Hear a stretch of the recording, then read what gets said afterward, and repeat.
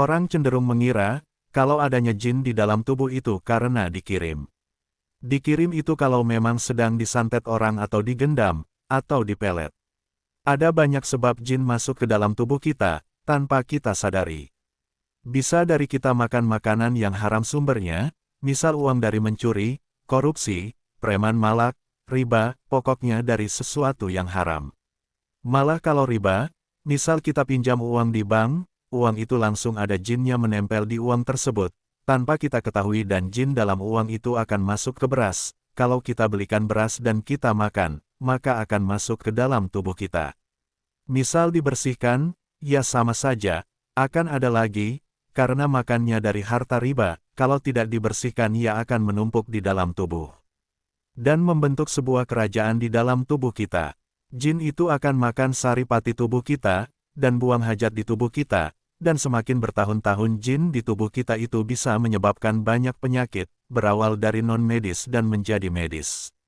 Dari makan makanan di warung yang ada penglarisnya, jadi karena beli makanan di warung, sedang ada penglarisnya, misal soto, mie, bakso. Kalau pakai penglaris, satu pentol bakso itu kalau penglarisnya kuat, bisa sampai miliaran jin. Itu kita telan, apa gak langsung penuh di dalam perut. Juga beli apa saja ke toko yang menggunakan raja, penglaris yang berupa tulisan raja, wafak, itu semua benda di warung itu akan ada jinnya, walau itu sayuran. Makan misal buah, misal pakai penyubur atau agar tidak diganggu hama, tapi berupa benda raja, minyak isian, dan lain-lain otomatis di dalam buah itu akan ada jinnya dari awal mula di pohon.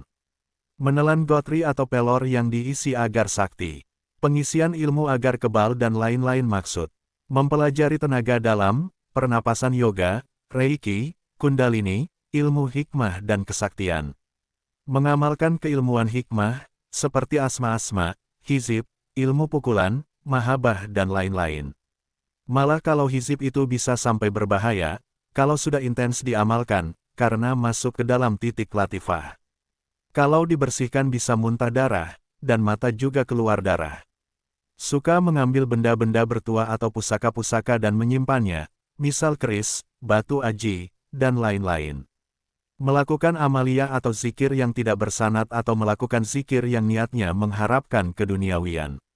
Misalkan supaya ingin banyak duit, ingin punya rumah, ingin punya anak ganteng dan cantik, ingin punya cepat jodoh dan lain-lain, itu juga akan banyak jin yang masuk di badan kita. Meminum air ruqyah yang dibacakan Al-Quran, karena air itu diniatkan untuk penyembuh, maka yang masuk di air yang dibacakan Al-Quran itu adalah jin. Sebab orang yang membacakannya tidak ada keikhlasan di hatinya, tidak mengingat Allah. Kalau tidak percaya, boleh bawa air yang dibacakan ayat ruqyah, nanti kita mediumisasi isinya apa. Berzikir tapi di hatinya menginginkan keinginan sesuatu, selain Allah. Ingin wibawa, ingin sakti, dan lain-lain. Makan uang dari pesugihan, misal kita dapat uang, tapi tidak tahu uang itu ternyata adalah uang dari pesugihan. Karena uang pesugihan itu otomatis ada jin di dalam uang itu. Kalau dibelikan makanan, ya otomatis jinnya di uang pindah ke makanan, dan kita makan. Maka dengan sendirinya jin akan masuk ke badan kita. Makan makanan dari gaji apa saja, misal jadi guru, polisi, tentara, atau kerja pabrik, tapi masuk kerjanya lewat bantuan dukun, raja, nyogok, itu semuanya uangnya dengan sendirinya ada jinnya.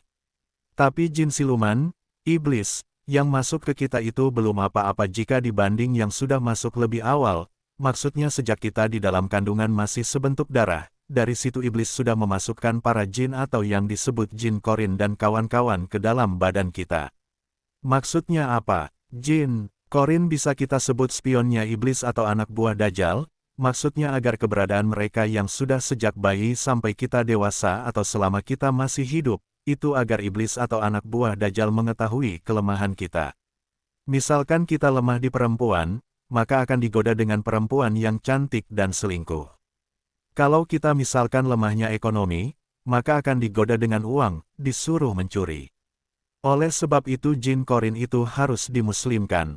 Jin korin kalau sudah dimuslimkan ibarat jadi security di badan kita, apabila ada maling atau penyusup, itu melewati jin korin dalam tubuh kita, yang akan menghalau. Jin korin bisa juga lemah atau sakit apabila kita sering sekali berbuat dosa kecil atau dosa besar, atau terluka oleh serangan-serangan sesama jin yang dibantu anak buah Dajjal, sehingga jin lain bisa masuk ke tubuh kita dan menyatu dengan tubuh kita. Kadang sudah ada yang menyatu dengan organ-organ tubuh kita, sehingga tidak terdeteksi keberadaannya seperti penduduk asli. Dan tentu mereka anteng membentuk sebuah gedung atau rumah yang disebut kerajaan, hanya perumpamaan saja. Sang Kiai